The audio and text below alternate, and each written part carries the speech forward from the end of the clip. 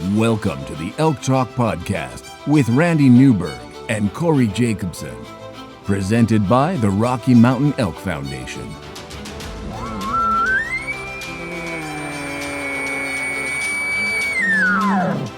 The goal is, what little you and I know about elk hunting, we share with people. I've got an elk building, it's like 120 yards away. What do I do? First off, the thought would never cross my mind when an elk's being 120 yards away to call anybody on a cell phone.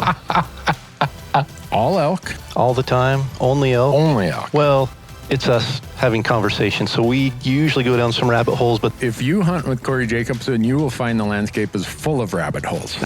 We're just going to make this up as we go. and you look at it like, oh, that's a target-rich environment. But if you're trying to single one out, a solo target there is much easier to go into than a big group. We record everything, so there's no BSing, no lying, no faking it with us. Did we hit the record I thought button? I forgot to hit the record button. If you want to know something about elk hunting, this probably isn't the podcast to listen to. Should we give them a list of all the other podcasts where they might learn something?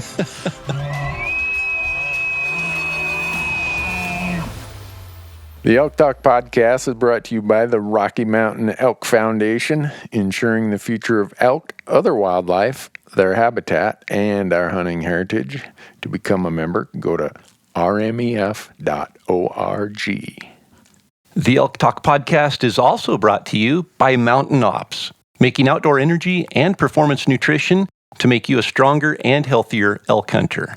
They have a full line of hunting-related supplements, including meal replacement shakes, multivitamins, pre-workout fuel, and post-workout recovery.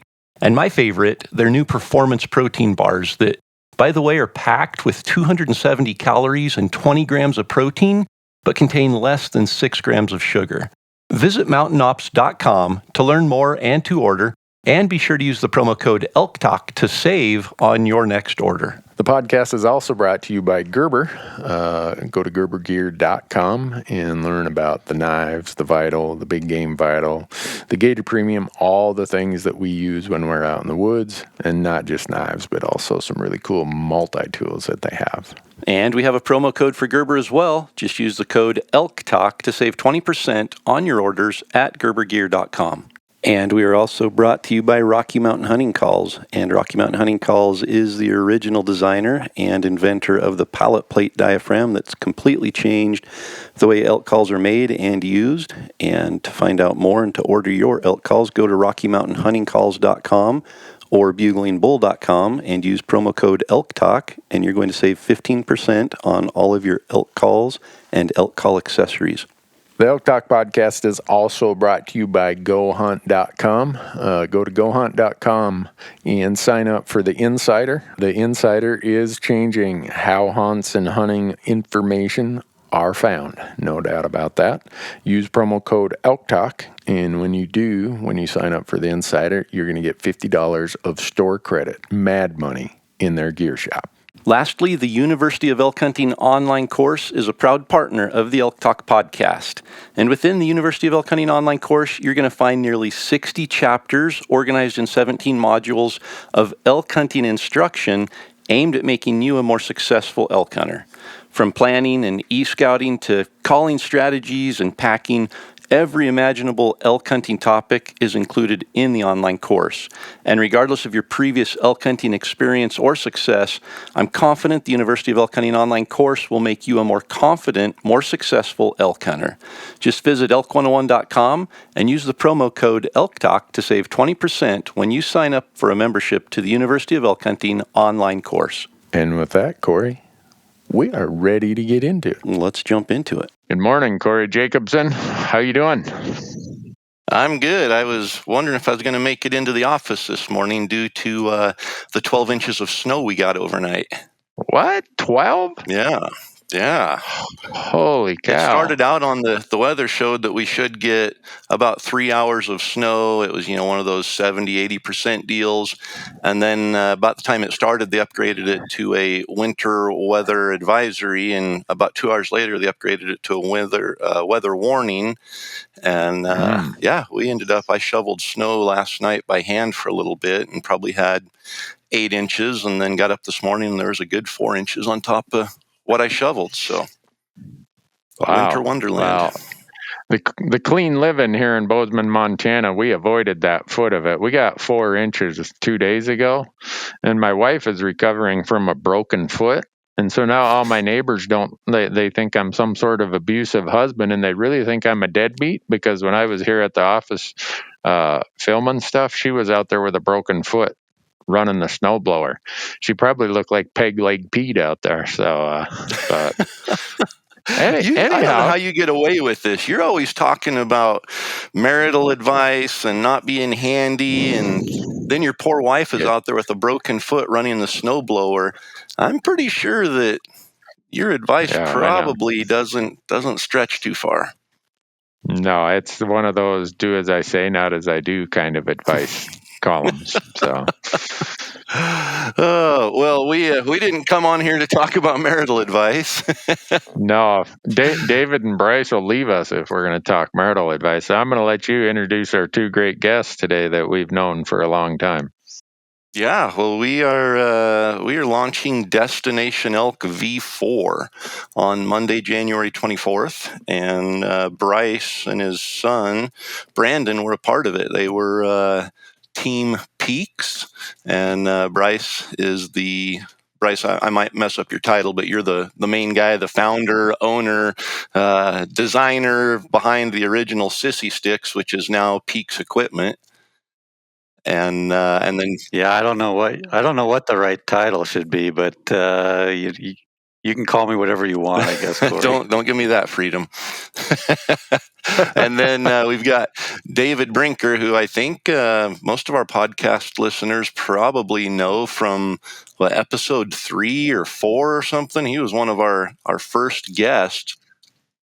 Corey, that's true. Oh, I thought you were going to go into the other thing. That's good. Yeah. Well, I was going to say he was one of our first guests, but then he made another appearance a while later. He was a stabbing guest a few years ago. So we took a stab at talking about the experience we had hunting in Oregon when he stuck a broadhead in his leg. But we'll leave that discussion for another day. But we're here to Peax Equipment is a sponsor of Destination Elk V4, which is launching Monday, January 24th at 6:00 p.m. on the Elk 101 YouTube channel. And we thought it would be fun to get Brice and David on here representing Peax, but also Brice representing Team Peax, who was a part of Destination Elk, one of the teams from this year's series. So long introduction, but welcome, Brice. Welcome, David. Thank you. Thanks. Glad to be here. Yeah. Brice, the thing I remember when all of us are out in the field and we got the group text going on is getting a text from you about 70-mile-an-hour winds. Oh man. Well, I don't want to spoil anything, but man, I think you were experiencing it the same way we were, but it was unbelievable. I've never had winds like that out elk hunting before, but we definitely almost got blown off the mountain several times. Yeah, I was experiencing it from the comfort of a cabin. Well, I know the accommodations Brice had, because I had the same accommodations in Alaska when we were there, and it held up to the winds up there. But we didn't have all the dead trees around us that Brice did. That added a little bit of adventure to the experience, dodging trees that are falling all around. Yeah, it was. We finally just got to the point where it was like we looked at each other and like, I don't know if this is safe or not, but we persevered and did our best to deal with what Mother Nature threw at us. So that's awesome. Was there some testing of equipment involved in this? Is this like some secret that I'm not allowed to be part of or something? Or what's the deal here? I'm I'm in the video. I can see all 3 of you guys, and even though you're all in different locations, you're all looking at each other on the screen like, should we tell Randy about this? We have little smirks going on. Yes, lots of secrets, Randy. Okay. Do I get let in on them, or is you guys going to do another podcast without me where I got to listen? No, I think we pulled the curtain back a little bit in the previous podcast that Corey and I had done about the new teepee tent that we've designed that we were testing while we were on the Destination Elk hunts, and Corey got the opportunity to test it in Alaska, and Brandon and I here in Montana, and it was a great opportunity to just put it to the test. Corey, you didn't have any bad weather in Alaska, did you? No, there was no rain, no wind. It was sunny and beautiful. The pictures look, I mean, I know you made it sound bad and stuff, but the pictures look like it was easy. You know what? The pictures were absolutely stunning. We could not have planned or picked better weather, better lighting. It was stellar the first 24 hours we were there. And then the next 5 days turned into a nightmare. But, you know, we took the teepee. Brice got a hold of me before we left and said, hey, I'd love for you to test this if you feel comfortable taking it. And my first concern was mosquitoes. You know, we're going to Alaska. Mosquitoes are horrible. And the tent didn't have, you know, a mesh insert or anything. And we could have put one in, but then we couldn't have had the stove in it. And the stove was the primary reason we took it. That was our dry out place to go into and dry things out. And then we just had our little one-man tents to sleep in. And as I alluded to in the previous podcast, we couldn't get a fire going because all the wood up there was just saturated wet. So the tent, the teepee, you know, it was put up on the first evening we were there, and it was taken down on the last afternoon when we left. We got a fire for about 20 minutes one day to go in there, and that was it. But with that being said, it was torrential rain. We got 12 inches of rain in 5 days. We had wind for about 48 hours that was just crazy, blowing, you know, sleet and rain sideways. And we didn't even have to tighten down the teepee. It withstood all of that and stayed straight up, and it was pretty awesome. So, I mean, we did get to test it. We just didn't get to use it like we wanted to, and that was no fault of the tent or the stove. That was the fuel source. Well, you should have just... Yeah, wet wood's no fun to deal with. You should have packed some firewood with you, Corey. Yeah, why didn't you take a Duralog or something? Exactly. Yeah. We thought about it, and I thought, oh, there'll be enough wood. You know, there's dry stuff. Dead stuff will always burn.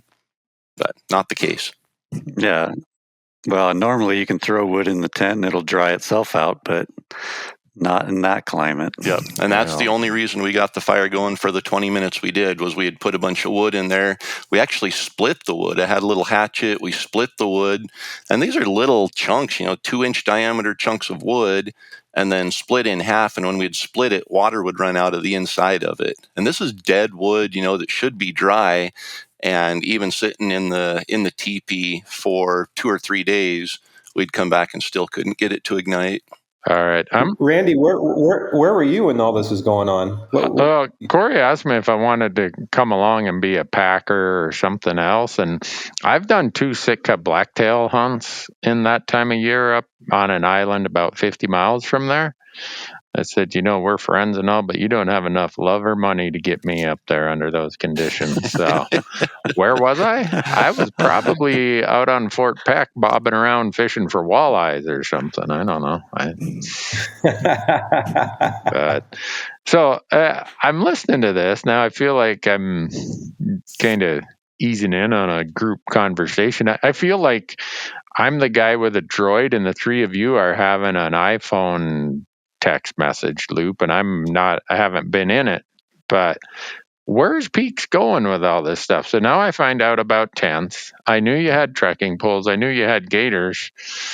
Where are we going here, guys? Is this like the big reveal or something? I mean, sure, we can pull the curtain back a little bit and expose kind of the path forward for all the listeners out there. It's you know, from the beginning, we really wanted to kind of head in the direction of helping people elevate their backcountry experience, and in order to be able to do that, we just felt like we have to make the backcountry campsite the best place for somebody to be, right? The biggest reason people leave and fail is because they give up and they quit and they go home. So the more we can do to improve the backcountry campsite and make it their backcountry home, then that's really what our goal and our mission is as a brand, is building products that keep people on the mountain with a focus on comfort, durability, and protection. That sounds like an elevator speech there, Brice. But you got to practice those things. You got to practice those things, Randy. I know. But so I'm just out on your website here. So I'm seeing the gators. I'm seeing your mission. I see sissy sticks and gators and lifestyle. Where's the rest of it? I mean, you're talking about all this camp, whatever you need at your camp to make a comfortable backcountry experience. Where? Tell me more. It's all coming. We've got we're launching a headlamp that is going to come out here in just a couple of weeks, and we've really built that headlamp to be durable, dependable, to have breakthrough lumen output that you can't get anywhere else, and just really long battery life. And that's coming out here in the next couple of weeks. The teepee tent that we've been talking about should launch this summer. The stove that goes with that, we hope to launch at the same time this summer. It might be a little bit later in the fall when the stove comes out. And then if you just think about the backcountry campsite and everything that you take with you to establish your camp, you can kind of get an idea of where we're heading and what's to come in the near future. But for this year in 2022, you'll see, those three products that I just talked about, and that's kind of what we're getting ready to launch here in the near future. So, man, that headlamp sounds really cool. I'd sure love to get my hands on one of those. I think I've heard that a few times, Corey. Yeah, I was told, hey, we really want your input on this. We really want some feedback. And I was super excited to get my hands on one early, but it sounds like we're close enough to the launch. I'll probably just have to buy one off the website. Just to add to what Brice said, I think when Brice sort of set out on this mission and I joined somewhere along the way, there was just this realization that the industry often puts so much focus on the actual pursuit, like improving whether it's improving your ammunition or your rifle or your bow or your arrow or even your apparel, which helps in the actual pursuit part. But what most people often don't think about is how important the time, like your rest time and the time in between the pursuits, is to your overall experience. Like Brice said, similar to out east, when people that kill the biggest whitetails often sit in a tree stand the longest, the same goes in the mountains. The longer you stay in the mountains, the more chances of success you have. Obviously, that's one of the main factors. If you just being out there, your chances go up. So we really wanted to focus on helping people thrive in a really nasty environment, which the mountains can often bring all of us. One of the things that stood out to me was Ryan Lampers, who's a part of our team.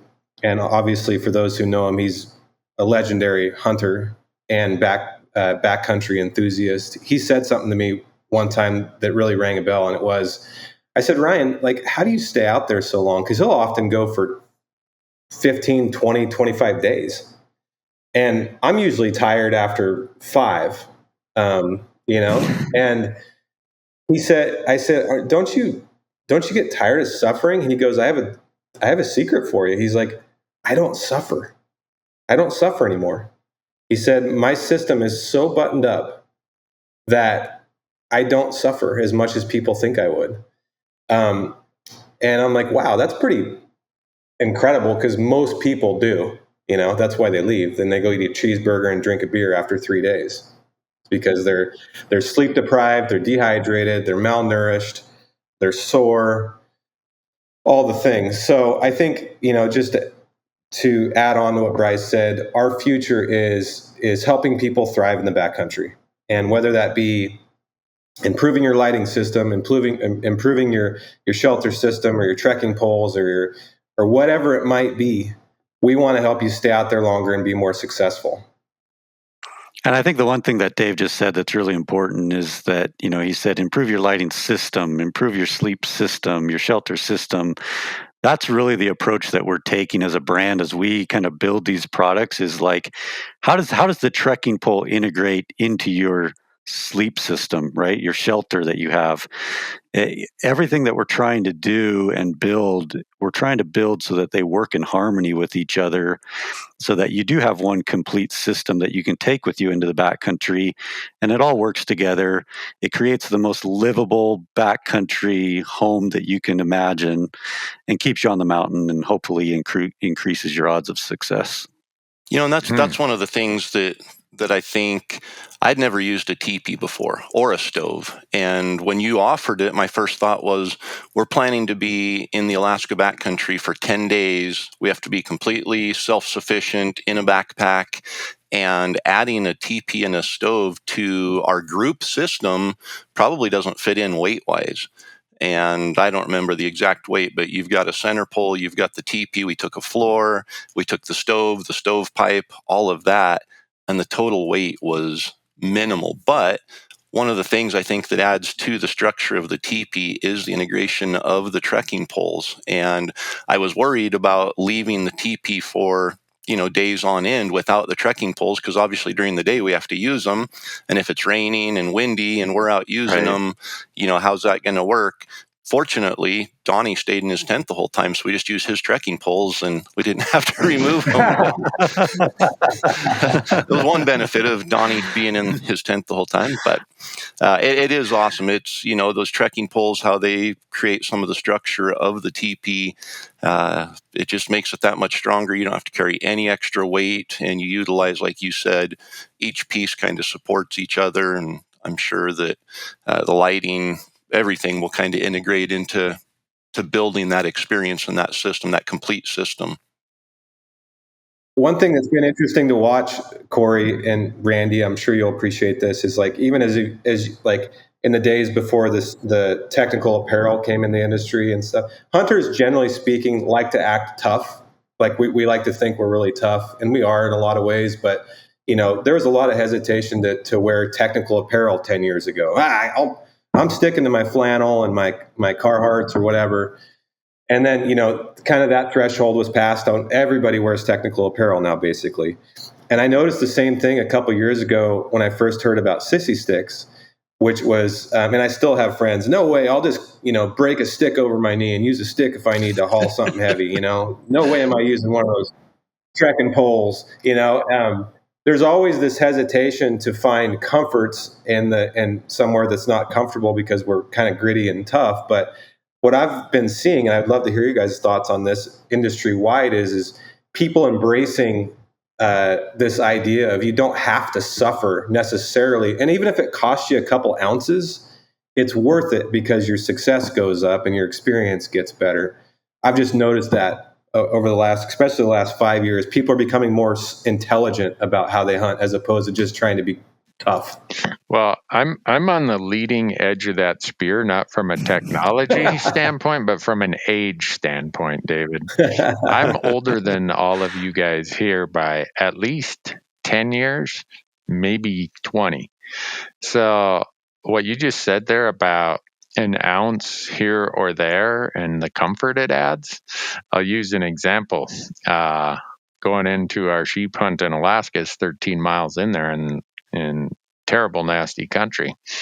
I brought a little bit bigger tent, a little bit more comfortable sleeping bag, and a little bit better mattress that probably added 10, 15 ounces to my load. And some guys were questioning my judgment, but nobody slept better than I did on that hunt. Nobody had more comfort than I did for an extra ounce or less than an extra pound. So I'm all in on that idea. I get that some people, really get into, well, I'm going down to the 10th of an ounce when I measure this stuff. Well, when you drive a desk for a living like I do, you're an out of shape accountant. There's a lot of things you can do with your life to shave an ounce here or an ounce there. It's like eat better, exercise more.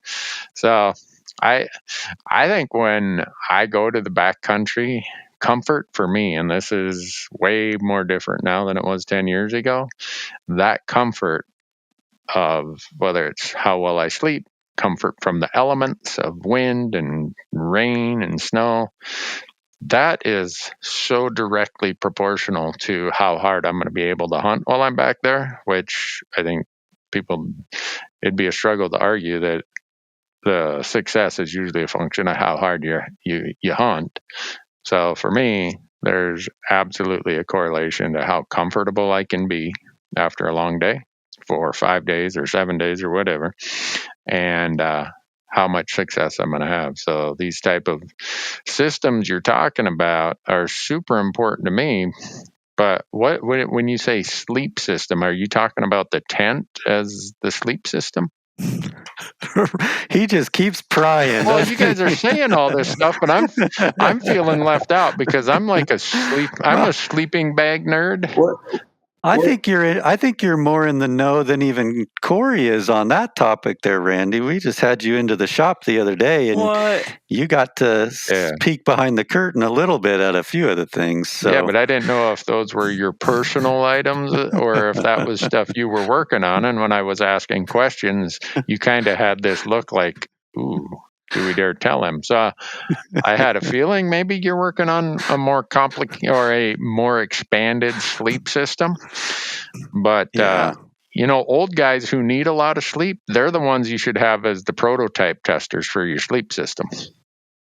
That's right. That's why we pulled the curtain back a little bit further and let you peek behind it a little bit to see what was coming after the teepee and the stove. So you know what happens when you pull the curtain back on, or for Randy, it's Randy doesn't keep a secret real close to his chest. He just announced it to the whole world. So keep that in mind. I think that's probably why you haven't sent me one of your lights yet, because you figured I would let it out of the bag early or something. But now you see Randy's Corey, actually the one that... No, I did not know about their lights until about 20 hours ago. And that was because I happened to stop by the shop. I was driving by and they had all this stuff laid out on the floor they were taking pictures of. And I'm like, well, I know these guys, I'll just walk in. And I felt like I'd walked in at an inappropriate moment. They're like looking at me as if, Newberg, now he knows what we got here.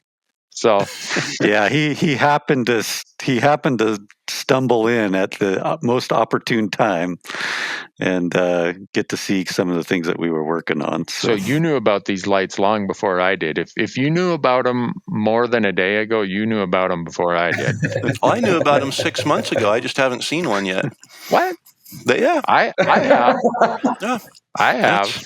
That's what I mean. They don't trust me with information. And I haven't even said anything. I talk to Randy on a regular basis, and he didn't know about any of this. That's how good I am at keeping a secret. Randy finds out something 20 hours ago, and the whole world knows. So I haven't told anybody until just now. Come on, that's what Corey. I mean. All right, he didn't tell the whole world until right now. I'm going to get blamed. That's all right. That's all right. Blame the old guy. Usually he can't hear what you said anyhow. So, but well, no. And to go back, to go back to the comfort thing and the minimalist thing. When I was in high school and college, especially like shed hunting, I would go for a full day. Sometimes I wouldn't even take a bottle of water. I would take a Snickers bar and a Twinkie and in a little fanny pack or a minimal little, 1,200 cubic inch backpack. And all that would be in there would be some twine to wrap antlers up with and put it on there. And I was in my basketball shoes. I didn't even have any kind of boots with traction. And that was because I wanted to be the lightest I could and just go and not be bogged down. And so when things like GPS units and binoculars and rangefinders and things like that started coming out, I didn't use those either. I wasn't going to carry binoculars for archery hunting. I didn't need them. They were heavy. They were an anchor. But then you start. I got out of college. I got a job. I had a little bit of extra money that I could be like, okay, I'm going to I'm going to buy a pair of boots for $140. And then I wore a pair of boots that actually had a sole in it and had some traction, and I wasn't falling down all the time, and my arches didn't hurt, and I wasn't bruising the bottom of my feet. And I thought, oh, that was worthwhile. I should have done that a while ago. And shed hunting, I started using binoculars and realizing I could cover a whole hillside across a canyon without actually walking across the canyon and hiking on that hillside, and it improved my success. And I was hesitant with trekking poles when they first started becoming popular, not even before they were popular, just because I thought if I have them and I need them, I'll use them, but I'm not going to pack them for 6 days and not ever need them.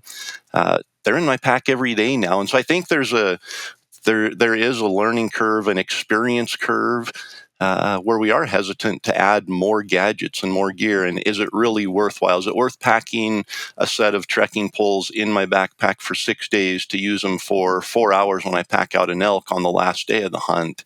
And the answer is yes, it is. And I've also found that now I use them pretty much every day. I might not use them while we're actively hunting, but as soon as it gets dark and I'm hiking out, the bow goes on the backpack, the trekking poles come out, and it makes life easier. And so I was never one to wear gaiters.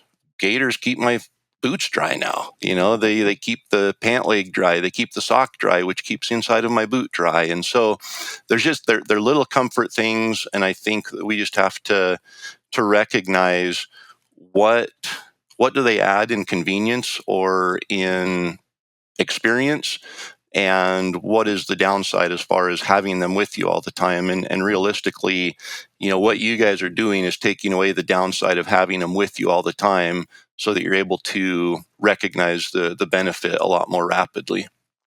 Yeah, Corey, as you know, I've unfortunately entered the woods unprepared before.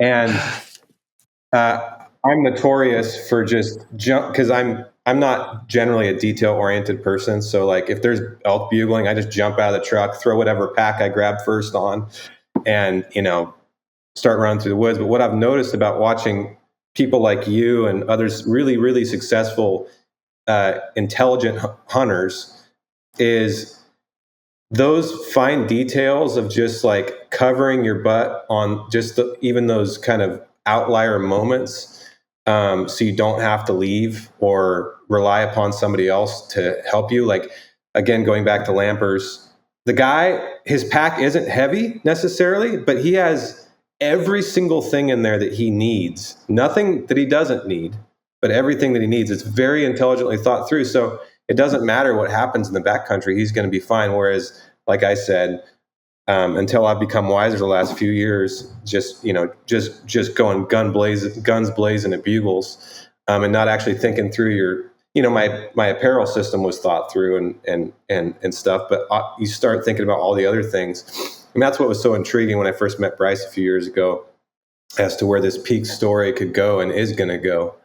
And people like you, Corey, who spent a lot more time than the average person, or you, Randy, inspire people to actually think through what they take and not worry about sacrificing an ounce here or there to actually be able to be more successful.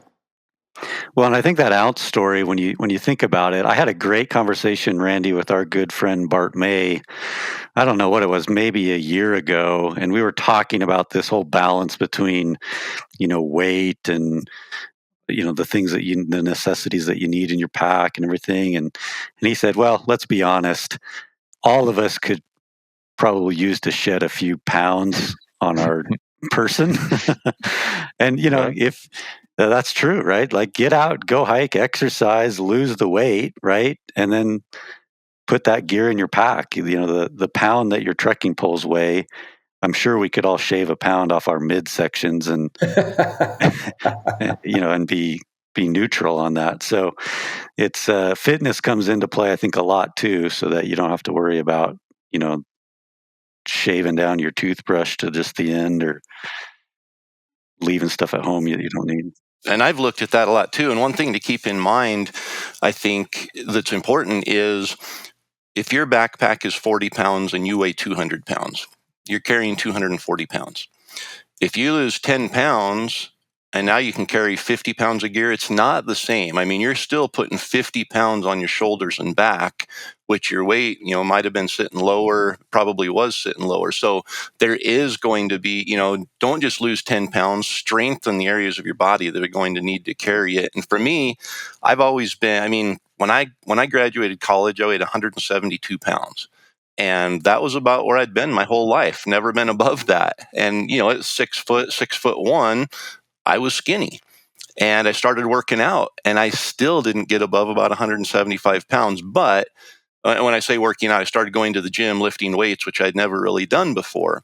And then I started doing triathlons, and I got down into the high 160s, still, much stronger than I'd ever been, but also much leaner. And I set a goal for myself that by the end of last year, the end of 2021, I wanted to weigh 200 pounds. I've never been over 192 pounds in my life. And I thought, I want to get up to 200 pounds. And the reason why is I wanted to bulk up and increase my strength, which I've never done, and then start really working out hard. So I hit 202 pounds on New Year's Eve. And since then, I have started really working out body weight stuff, with especially legs, back, core, shoulders, things that I'm going to use hunting elk. And I think that right now at 46 years old, I've never been stronger or felt like I could hit the mountain harder. And I've still got 8 months until elk season. So I'm excited about that prospect, that it's not always about just losing weight. Yes, absolutely. If we sit at a desk and can lose 5 pounds off our midsection, that's always going to make us better. But sometimes, we have to think, what muscles we're going to be using, what's going to be fatiguing on us fastest. And when we go to the gym, it's not always bench press and biceps that are going to benefit us. Core and legs and back, those are kind of the primary things that we use every day, and focusing on strengthening those while maybe trimming down the midsection or something in conjunction with that does allow us to carry more weight and to be stronger and to enjoy the experience a lot more. Was that to humiliate me, Corey? I'm not sure what about that was humiliating, but the fact that I could never gain weight and could never gain strength. And I'm just sensitive in my old age. You're just going to have to cut back on your Dairy Queen, Randy. That's all. I know. I've just about got all my dilly bars cleaned out of the freezer. But Corey, is this the podcast where we get a sneak peek into the Destination Elk series that launches next week? Absolutely. I don't know. I feel pretty left out here. I mean, I knew you guys were doing it, but what should people look for this year? What's going to happen? Well, you were invited to be a part of it, but then you failed to draw a tag, and Brice decided to go a different direction, I guess. So, but no, we involved a total of 14 people this year, which in the past it's been, Donnie and I, and then a couple years ago we started involving the guys from Angry Spike and the Skousen brothers. Brinker was involved the one season and provided a whole lot of entertainment and education in one episode. So we've had, a few people involved, but this year we decided to go kind of a different route. Instead of following Donnie and I for 7 straight days every day, some of those days are pretty boring, and we didn't even get into grouse some days. If you've watched the series Alone, which is one of my favorite programs, it's really cool because they take 10 people, they send them to different places on an island or something, and they're by themselves. They have to film everything. But the cool part is you get to bounce around from one person to the next, and you get to learn different survival tactics that each one uses. You get to see their different personalities and characteristics and backgrounds and how they've learned to survive out there.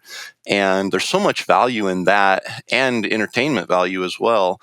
And so we kind of took the same approach for Destination Elk this year. We have 7 teams, and each team consists of 2 hunters and 1 camera guy. And they go to all sorts of different areas. So we're hunting, the Oregon coast. We're hunting the central Montana wide open. We're hunting the high country of Montana. We're hunting the high country of Idaho. We're hunting the mid country, mid mountain in Idaho. So different states, different terrains. And then with 7 different teams, you get different hunting styles. You get different personalities and all of that. And so you get to bounce around this season from one camp to the next, so it might be a 3 or 4 minute segment of Brice and Brandon weathering a windstorm in Montana. And then, there's no elk hunting action in that little segment, but then you bounce over to Randy and his hunting partner Michael in central Montana, and there's a group of 200 elk that they're chasing out across the prairie. And then you bounce over to Bo Beatty and Marcus, and they're packing in with llamas, and they're into some intense bugling action. And so we're getting to see all these different things in one episode. So it gives us a lot more, I think, educational value. It gives us more entertainment value. And it keeps us so we're able to highlight action a lot more and not have as much downtime in an episode. So we're sitting at 17 episodes. That launches on Monday, January 24th. We're going to have a live chat, so all the participants who can make it at 6 p.m. Mountain Time on the 24th are going to be on the Elk 101 YouTube channel. And over there at that YouTube channel, there's a little box for a live chat, and we're just going to be there answering questions and chatting with people about Destination Elk. And then at 7 o'clock Mountain Time on Monday evening, episode 1 will launch. And I think it's, we're getting a ton of messages right now. It sounds like people have been craving it for about a year, which is super exciting. And I think just the format. So John Abernathy is our primary camera guy, and he is the brains behind the editing of all the Destination Elk series so far. And he's just doing a killer job right now on season 4. This must be an editing nightmare. We had, I don't remember, I think there were 5 terabyte hard drives that we sent to each group. So there were 7 total hard drives that went out. We had 9 camera guys involved, and all of those hard drives showed back up to John he wasn't there. So he had to go through every one of those hard drives, watch the footage, pull out each day. So each episode is a half-day hunt. So the first episode of the hunt will be the morning of day 1. Second episode is going to be the evening of day 1. Third episode will be the morning of day 2, and so on all the way to the end of the 8 days. And John had to go through and watch all of the footage from each group, structured in a calendar style, so for the morning of their first day of hunting, he's pulling out the highlights of that hunt, and then he's doing the same thing for the next group. Then he has to compile it all in a way that, we don't want all the action up front and then 3 boring segments after that. So we organized each set or each episode so it'd leave a cliffhanger at the end. So, one group might be into a bull and have it screaming 100 yards away at noon, and then that episode ends, and we don't get to see what happens in that until the next episode. So you better buy John a nice dinner when he's done with all this. He's probably pulling his hair out. We're launching the episode 1 on Monday the 24th at 7 o'clock, but then we'll maybe pull the curtain back a little bit here, and Elk Talk podcast listeners will be the only ones that are going to get this information, but we're going to release a bonus episode. Episode 2 is going to launch right after episode 1. So at 8 o'clock Monday night, they get a bonus episode, which it's one of my favorite episodes. We've found a musician. David, have you heard of Jesta James? No. He's a Montana songwriter, musician, incredible music. Love the music, and he was kind enough to lend his voice to a music montage to send us all off to our elk camps. So that second episode is we're heading out to elk camp. The song is Heaven to Me. Awesome. So yeah, really cool music. But we really get into the actual format of the season in that episode. So that'll launch Monday night as well. And then every Tuesday and Thursday, basically through the end of March, there'll be a new episode. So it won't be every day. It will be every Tuesday at 6 p.m. Mountain, every Thursday at 6 p.m. Mountain. There'll be a new episode. And the full schedule we've got on the website at elk101.com. If you just go to the homepage, click on the Destination Elk V4 link, and you can see a lot more detail, including the full schedule of each episode. So that was a really long introduction there. But one of the other things to go along with our launch is we are teaming up with Peax to do a really cool promotion. So, Brice, if you want to talk a little bit about that. Yeah, so at the beginning we talked about this teepee that we tested out on the hunts that we went on, and we thought it'd be a great opportunity for those who are participating and watching in the Destination Elk series to get a chance to win one of those teepees. So more news will be shared about how to win one, but you're gonna get an opportunity to get your own Peax teepee here. We'll launch those probably in July of this year. So we still got some lead time coming up to that, but we're going to give people a chance to win one.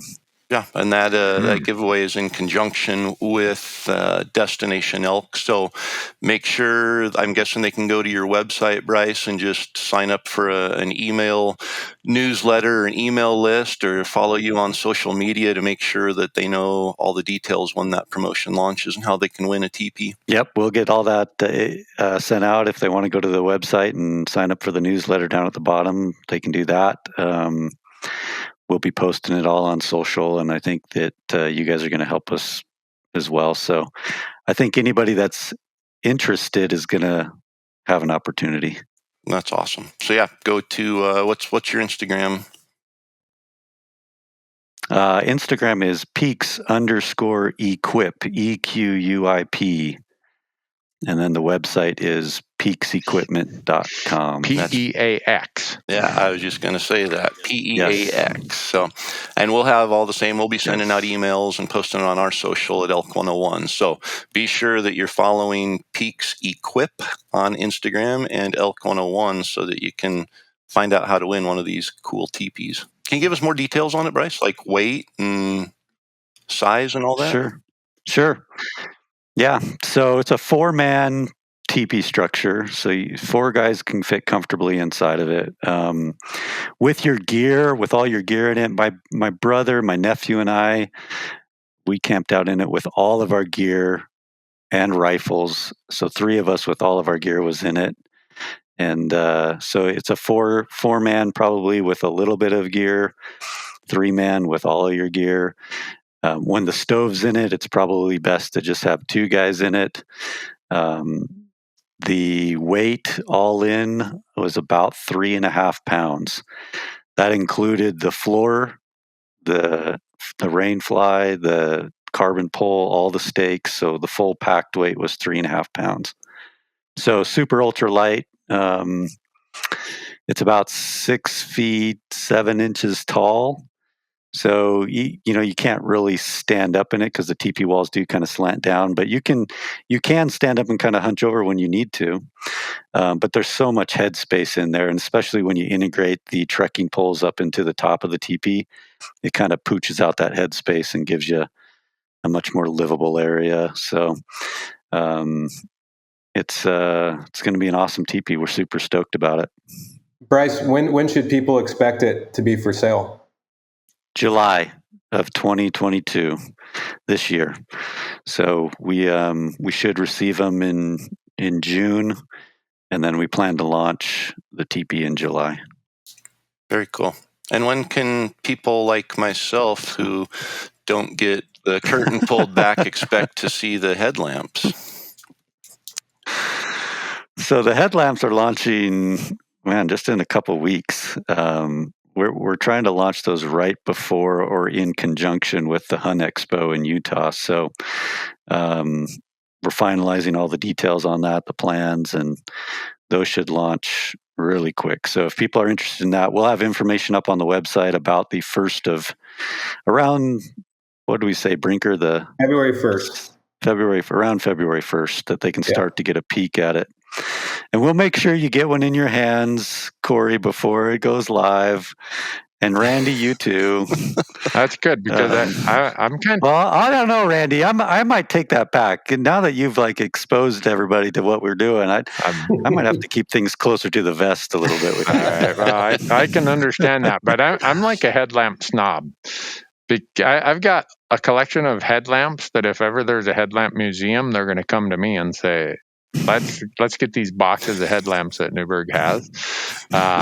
So what struck me though is I don't know is there ever been a hunting centric company that built a headlamp for hunters? I don't think so. Not that we know of. I mean, when we do our research on it, everybody's going to the non-hunting brands to get their headlamps. Mm-hmm. And, that was one of the really primary drivers behind us wanting to do a headlamp, that and some of the features of it that kind of will help with, again, building that system approach. But, there's so many things about a headlamp that hunters need.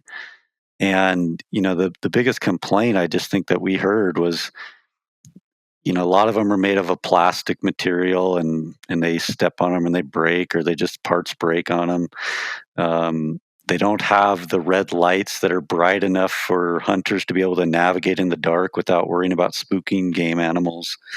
And then just, the longevity of the battery life. So, those were the problems that we really looked at solving when we were going to build this headlamp. And I think we did. I mean, I'm biased, obviously, but I think we did a great job of solving those issues for the hunter. And we're super excited about releasing this to the hunting community. And Randy, you'll be happy that this is just the beginning. This won't be our first venture into lighting. We're going to solve a lot more problems as well. Cool. Quit opening the door for Randy to ask questions, Brinker. All you really need now, you just need a headlamp that'll allow you to track blood after dark, and then hunters will be set. There you go. Yeah, all those kind of things. But no, I saw it. I'm like, wow, that's a design I would have never thought of. It's a design I've never seen.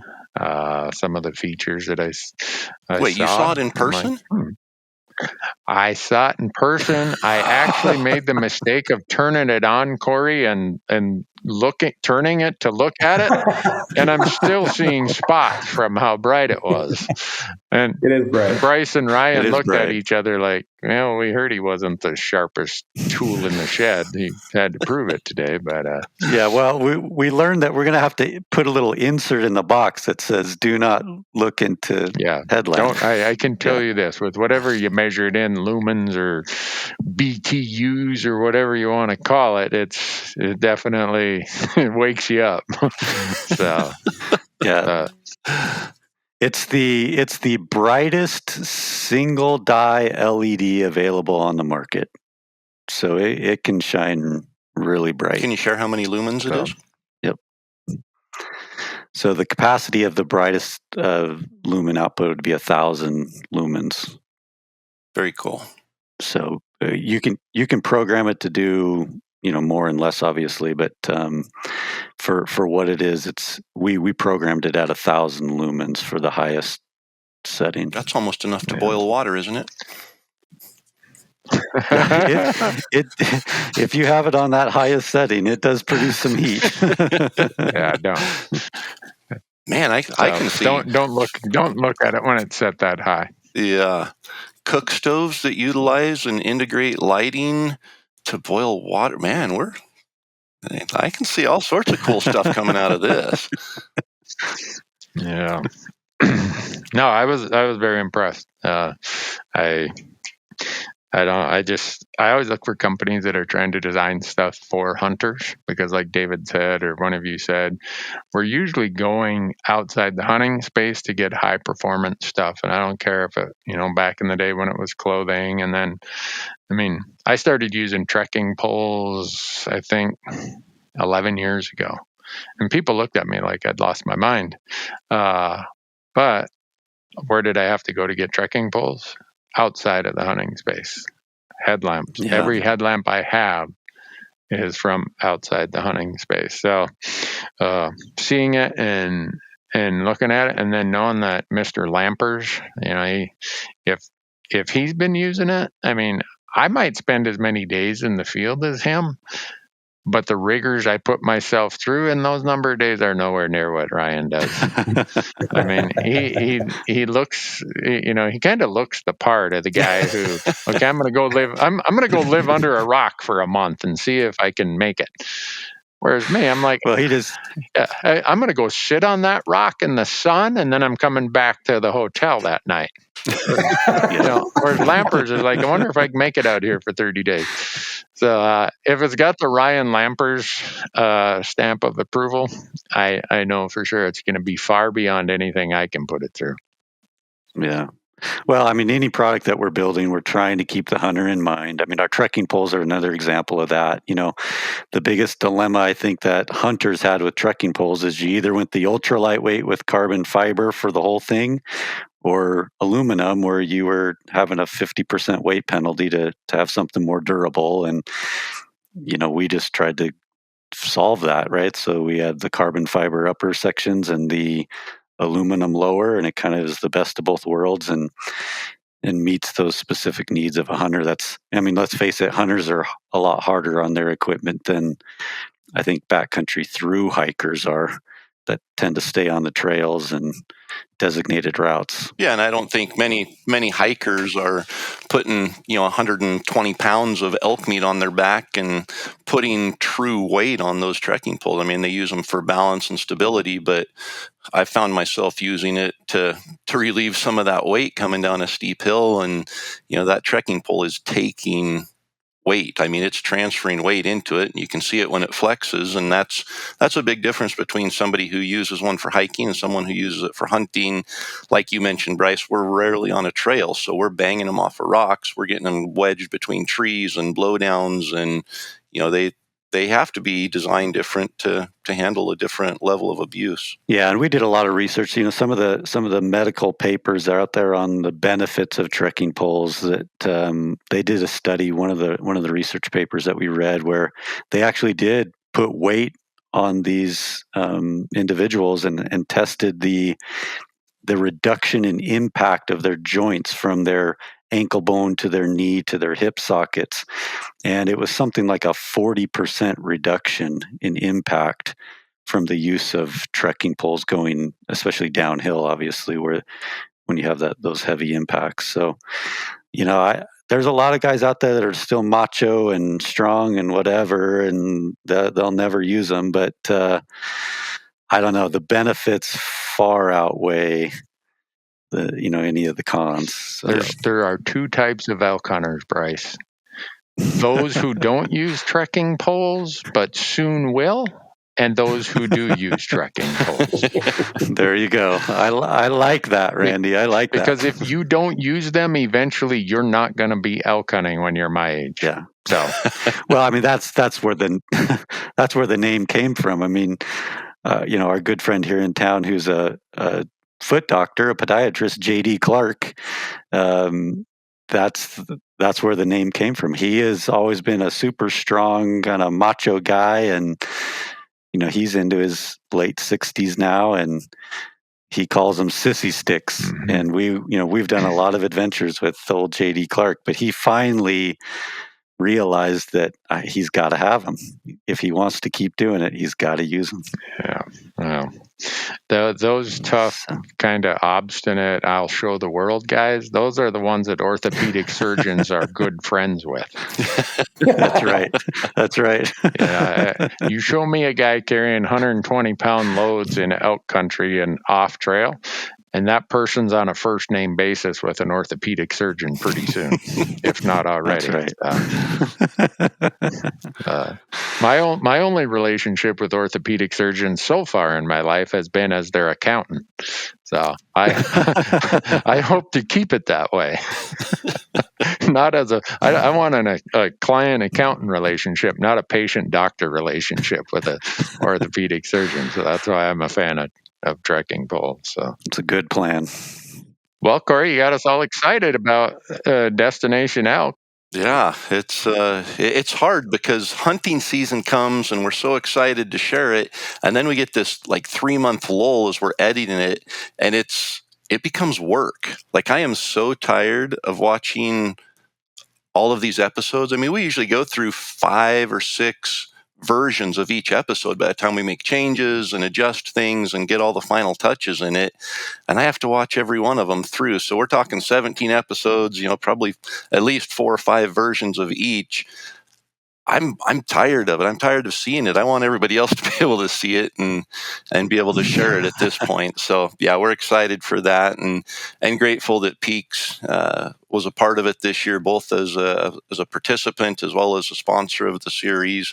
And we share the Destination Elk series on YouTube for free, and it wouldn't be possible to do that if we didn't have companies like Mountain Ops and Peax and the Rocky Mountain Elk Foundation and Yeti who sponsor that and make it possible. Because when you add up 8 days of hunting for 7 groups, that's 56 days in the field with film permits and 9 camera guys, and making sure John at least gets a break to have dinner every night and has a little bit of cash to pay for that dinner to edit everything.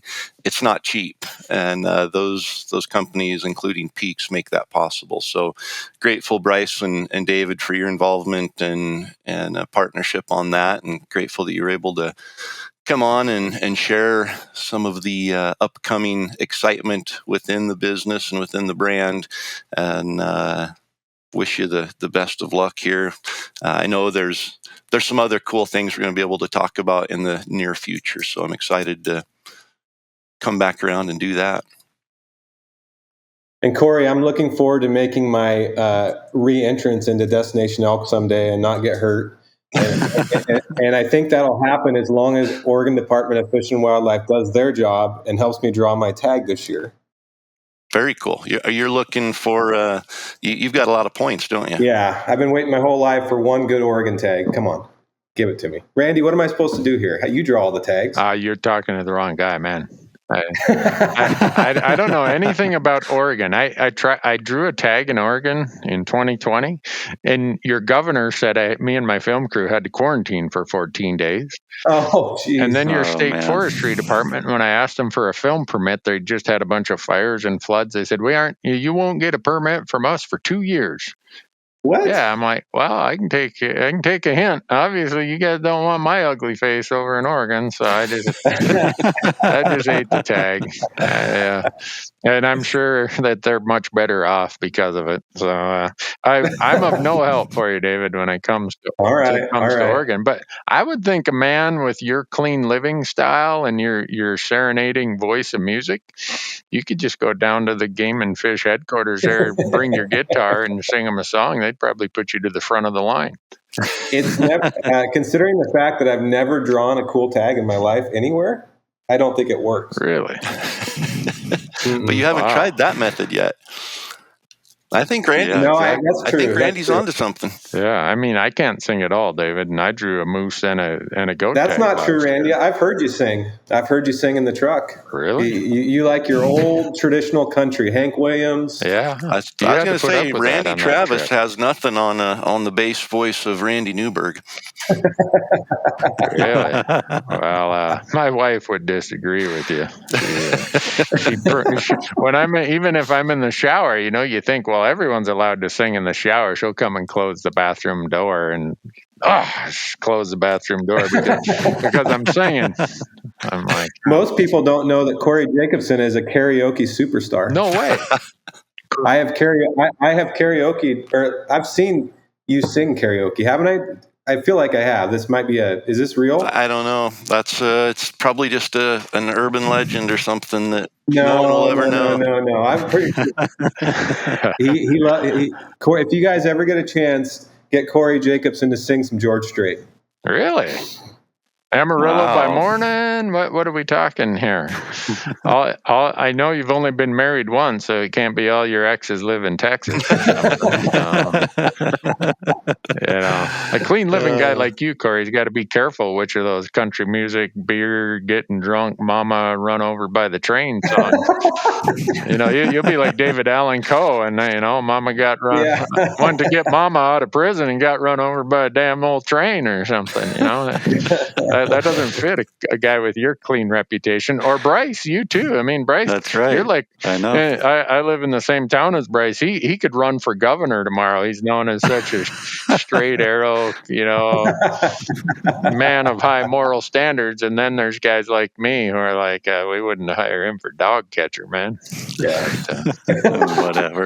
Whatever. I don't know, thanks so Brinker. much for being here. Yeah, I was gonna say I've kept everything pretty close to my vest here, and Brinker's out letting out secrets. So I might just share more Peax sneak peeks in the future, or at least some secrets of Brinker. I have got some dirt on Brinker too. So. There you go. Dave, I'm there open. you go. I've been publicly humiliated on your show before, so I'm. And 352,000 views as of yesterday, just because I was curious. That's how many people. I've been in the industry now for what, I don't know, 13 years, and it happened last week at Sheep Show. Out of all the cool things I've been a part of, I'm still just the guy that stabbed himself with an arrow. There was a meme that came out last week about it. I saw a little meme video on Instagram of some lady falling down and hurting her knee or something, and some little kid comes running up and applies pressure, like he's sitting there putting pressure on the knee. And somebody said, "This is Corey Jacobson reacting to David Brinker falling on an arrow or something." You'll never outgrow it. Well, now that I know there's video of Corey Jacobson doing karaoke, I'm going to put a $200 reward to whoever can get that in my hands. You've heard it, folks. If you have possession of that video, I'll pay you $200. I bet you Donnie does. Really? All right. Well, let's wrap this up here. And Donnie can be bribed easily. I've bribed Donnie before, so it's not even going to cost me $200 to get that from Donnie if he's got it. So I was going to say it was great having you guys on here, but we'll just wrap it up there. Okay, Corey, you do the wrap then. I think we just did. I would like to say it was nice having you on here, but it wasn't. And no, there's no video, I'm sure, so I'm safe. But we do appreciate you being on here. Appreciate you taking the time, and appreciate you putting hunters and hunters at the front of your mind as you're designing these products. And like been talked about, we haven't had necessarily a brand in the hunting industry that we can turn to for some of these items. So it's good to know that our money is going into a brand that supports what we love to do, rather than some of these other companies that are taking the money we give them for trekking poles and headlamps and putting it into the fight against hunting. So it's good to have Peax equipment to support, and look forward to chatting again soon about new technology and innovation. Thanks, guys. Thanks for letting us come on today. We appreciate it. And thanks for the opportunity to be a part of Destination Elk. And we're super excited to see these episodes launch. So absolutely. Thanks, guys. Yep. We'll catch you guys Appreciate it. in the next episode. Okay. See you later, guys.